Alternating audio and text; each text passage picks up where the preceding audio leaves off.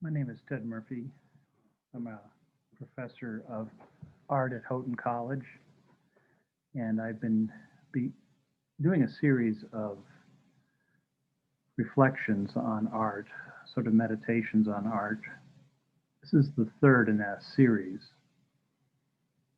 and I'd like to dedicate this particular reflection to my brother Tim Murphy, who lives in Columbus with his family. He is an artist, and he is currently uh, recovering from COVID and has been struggling with that. And my thoughts are often with him, he and his wife Lori, as they deal with this problem that is so pervasive throughout the country. My brother and I used to go to the Cleveland Museum on a regular basis when we lived at home. And there in Cleveland, we spent a great deal of time in front of this painting by Charles Birchfield, which is called Church Bells Ringing, Rainy Winter Night. And it's a particularly important painting for me because it's by an artist that I deeply admire. Church Bells Ringing Rainy Winter Night is a watercolor, and you can tell when you look at it up close that it is actually made up of two sheets of paper. There's this piece that has been added here. It's more of a gouache watercolor, a little bit more opaque. Birchfield is an interesting artist for many reasons. He is sometimes regarded as a regionalist, an artist who depicted a particular region of the country. But he had a particular mystical vision, a little bit of a William Blake sensibility that he used to decipher and explore the meanings of his work. He wrote a compendium that he called The Conventions of Abstract Thought, in which he outlined various things that exist in his pictures, symbols, shapes. For instance, these hook shapes you see here, or the holographic tops of the doors and windows. This circles and ellipses next to each other. This crowning part of the church here. He felt that these shapes could be read as a kind of shorthand, that when one looks at his pictures, if one became familiar with his shorthand, would see them as symbols that reflected a state of his emotions at the time that he made the painting. He said and you can read this at the Cleveland Museum, the card that is next to the painting, or you could read it on their website, that he is depicting a moment when he was young and in Salem, Ohio. He was born in Ashtabula, lived for a period of time in Salem, Ohio, and then as an adult spent most of his life in West Seneca in Western New York, not very far from the college that I teach at, Houghton College. But when he was a boy in Salem, he could hear on winter nights the chiming of bells from the church. You could see the church here between these two houses. And to him, it was a mournful, ominous, portentous sort of sound, not like you hear in Coleridge's Frost at Midnight, where he calls church bells the poor man's only music. In Birchfield's case, the sound oppressed him, and he was fearful. You see his depiction of the house between houses. You see the what looks like almost black rain coming down, and you can almost see in the way he depicts these shapes that he's trying to depict fear. And that's what these hooks mean in his conventions of abstract thought. These uh, oval shapes side by side, he lists as a kind of insanity or imbecility, perhaps craziness, as is the case here as well. The tops of these windows are not just his expressionistic way of depicting windows, they're specifically a reference to what he calls morbidness and evil. So for him, the sound that he would hear was disconcerting. And Birchfield said that he tried to comfort himself on these particular bleak midwinter nights by thinking of that other event that happens in midwinter, the birth of Christ. Now, we know that the Christmas holiday actually comes at the very beginning of winter, but for those of us who were raised in northeastern Ohio or in western New York, winter can come quite a bit earlier. At least it doesn't pay attention to the calendar dates. They say in western New York that if you know you live in western New York when you design your Halloween costumes to fit around snowsuits. And indeed, I remember taking my children, Sally, Bound, and Allison, on trick-or-treating in almost whiteout conditions. So winter can start in October and feel like it goes on well into the month of April. In fact, when I interviewed at the college in 1986, it was snowing on May 7th, the day I was there.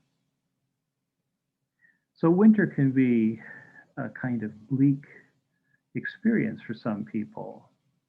The light that is less tends to impact their moods. They call it seasonal affect syndrome. It's also possible that Birchfield had a tendency of what we would call synesthesia, where shapes could correspond to emotions. There are all kinds of forms of synesthesia. People who hear names and see colors, that they know that the day Thursday is a brown day and that Saturday is red, and that the name David is in yellow. There's no way to disconfirm the claims of a synesthesiast. They simply have their sensory apparatus sort of cross-wired. People can taste shapes. They can, when they hear music, they see shapes. A film like Fantasia, the opening with the Bach Toccata and Fugue in D minor, the way it's presented makes perfect sense to people who see these kinds of shapes. Birchfield seemed to have that sensibility. He seemed to think that he could make a shape and it would correspond to another person, and they would get the emotional idea.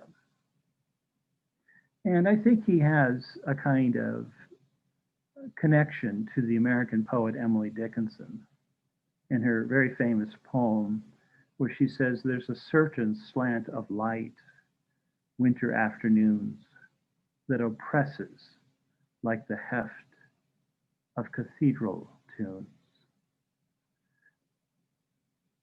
She refers to this fear of winter light, of the slant of those shadows, as having an imperial affliction sent to us in the air. And it's interesting that Birchfield and Dickinson both associate this with a religious sensibility.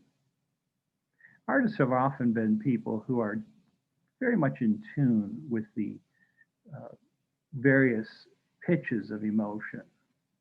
In fact, Aristotle said that artists were born under the sign of Saturn, which is the temperament that he called melancholia. And that whatever it is that gives musicians and poets and painters their great gift also, unfortunately, afflicts them on some level. And Birchfield seemed like that kind of person who felt deeply the season, the environment, and he had a great gift for putting that down in these very strange and atmospheric paintings. Birchfield lived most of his life in Western New York and West Seneca, where he worked in Buffalo as a wallpaper designer. But he was world famous as a painter. He's an artist associated with other artists like Edward Hopper, to a degree Andrew Wyeth, to many of what we call the scene painters of America, Thomas Hart Benton, John Curry. These are artists whose work is really, for most part, just outside of New York City. If you weren't in New York City, they sort of relegated you to a region.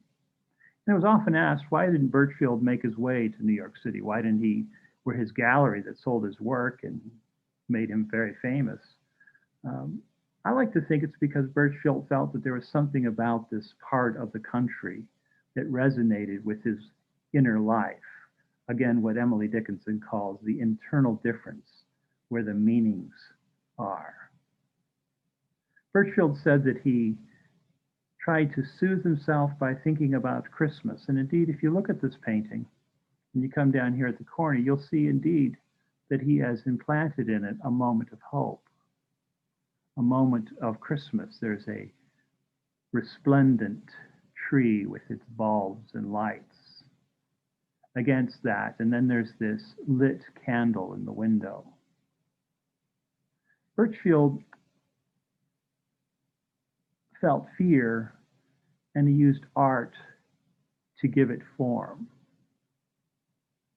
That's, I think, one of the great gifts of the visual arts. It gives us an opportunity to linger over something that sometimes can be felt in a rather fleeting way. It's no wonder that the ancients called the visual arts mute poetry, that the images have a language unto themselves. And those of us who are in the arts know that there are limits to what we can say about pictures, what we can say about music. How exactly, not using technical terms, would you ever describe a Chopin nocturne? You have to experience it. Information and explanation do not suffice. So when we look at this painting by Birchfield, and it is a mournful picture, it's mournful partly because of the depiction of this black rain.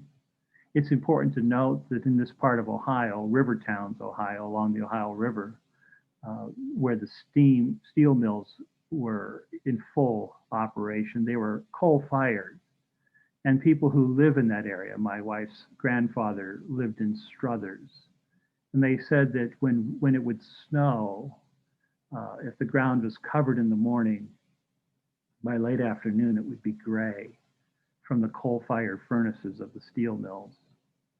So this black rain we see is not simply a projection, it is actually a depiction of something that corresponded not only to Birchfield's mood, but also to the reality of that industrialized part of the state.